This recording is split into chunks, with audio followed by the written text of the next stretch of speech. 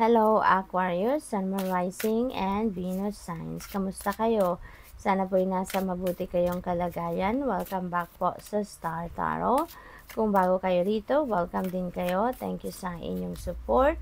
I truly appreciate it. God bless you all. Aquarius, una mensahe ninyo, 8 of Winter. Ayan. So, dito sa 8 of Winter energy, Aquarius, maaaring nanggagaling kayo sa isang sitwasyon na restricted kayo, no? Maybe tao yung nagre-restrict sa inyo dito, pinagbabawalan kayo, or maybe something, pangyayari, no? Siguro, or sitwasyon ang nagpipigil sa inyo dito para maging malaya kayo na gawin kung ano ang inyong gustong gawin, no? Or express ang gusto ninyong i-express. Maaaring yan ang pinagdadaanan ninyo recently, pero dito sa card, pinapakita yung cage na kabukas na at saka kayo ay nandiyan na, lalabas na kayo, no? Kalahati ng katawan ay nasa labas na ng cage, kalahati nasa loob pa. So, most likely, ang iniisip ng iba sa inyo dito is, bakit ko hahayaan? 'Di ba? Na makulong ako. This is my life. I'm going to decide for myself. 'Di ba? Kasi nga, baka yung parang pinagbabawalan kayo ng ibang tao. Kaya ngayon, parang ang ganap dito, handa na kayong lumaban, handa na kayong ipaglaban ang inyong karapatan, parang handa na kayo na gawin ang gusto ninyong gawin, no?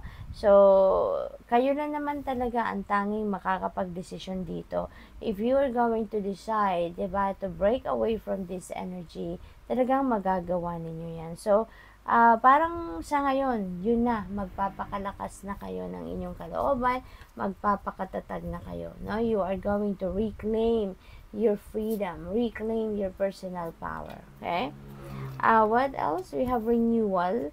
Ang iba sa inyo dito siguro is focused ngayon on your spiritual life, no? So, siguro, maraming pagkakataon dito nagkaroon kayo ng panahon para makapagmuni-muni, makapagnilay-nilay, at magkaroon ng koneksyon, no? Na mas malalim sa Panginoon, sa Divine Universe, and the rest of your spirit team, at saka sa sarili ninyo. Maybe sa ngayon, mas kayo ngayon, mas nakapag-tune in kayo sa soul ninyo, mas nakapag-connect kayo ngayon sa inyong higher self.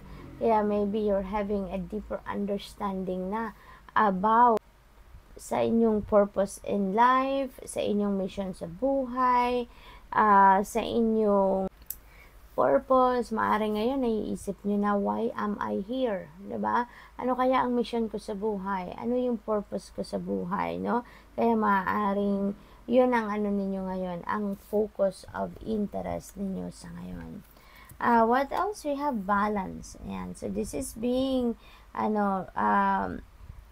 advised, no, kayo ng energy na to, na ibalik naman ninyo ang balanse sa buhay ninyo. Maaari din na ngayon, kailangan din ninyo na makinig din sa iba, kailangan din ninyo na makinig sa advice ng iba, but still, kayo pa rin ang may last say dyan. Pero at least, if you're going to listen, no, to other people's perspective, then siguro, magkakaroon din kayo ng idea, no, ng kung ano yung mas mabuti ninyong gawin, mas mabuti ninyong maging desisyon. Okay? What else? We have 9 of Spring. Ayan. So, this is this is telling you, no, na keep on track. Okay? Keep us on track. Huwag kayong susuko, okay? Kasi parang ang iba sa inyo siguro dito, meron kayong pinagfo-focus ang sitwasyon. May mga ginagawa kayo, pero parang napapagod na siguro, no? Ang iba sa inyo. Maybe you are getting tired, parang nasasawa na kayo, or siguro napapagod na kayo sa kung ano man ang inyong ginagawa. Okay? Kaya sa ngayon, parang ina-advisean kayo dito na, sige, kung pagod kayo, step back muna kayo at magpahinga. Pero that doesn't mean na pagod na kayo ay mag-give up na kayo. Kasi sayang naman, you are almost there na sa inyong tagumpay. You are almost there na para ma-accomplish ninyo ang dapat ninyong ma-accomplish. Hindi ba? We have justice. Ayan. So, justice will be served. At saka, may nakikita din akong balanse dito. So, maaaring maibabalik mo na rin talaga yung balanse sa buhay ninyo. And maybe because of this situation na makukuha nyo din dito kung ano ang meant for you, makukuha nyo na rin kung ano yung intended, no, na para sa inyo. Kaya, dito may balanse, dito may ibabalik mo na yung order, kumbaga, sa buhay ninyo. Posible din na ang iba sa inyo dito is going to decide fairly, no? Merong fair decision dito na mangyayari para sa iba sa inyo, Aquarius. Kaya, maaari din na pinag-iisipan ninyong mabuti talaga ang desisyon na ito at gusto ninyo na wala kayong maaapakan tao, wala kayong maaagrabyado sa magiging desisyon na ito, no? What else? We have 5 of Summer. Ayan, Aquarius, ang iba siguro sa inyo dito, may pinagdaanang hindi masyadong paborable para sa inyo, hindi masyadong maganda ang naging sitwasyon dito. Kaya naman, parang nalulungkot pa rin kayo, nadidepress siguro ang iba sa inyo, nanghihinayang, nagsisisi, pero ang panawagan sa inyo dito, mag-project na lang kayo ng positive energy, positive outlook, no?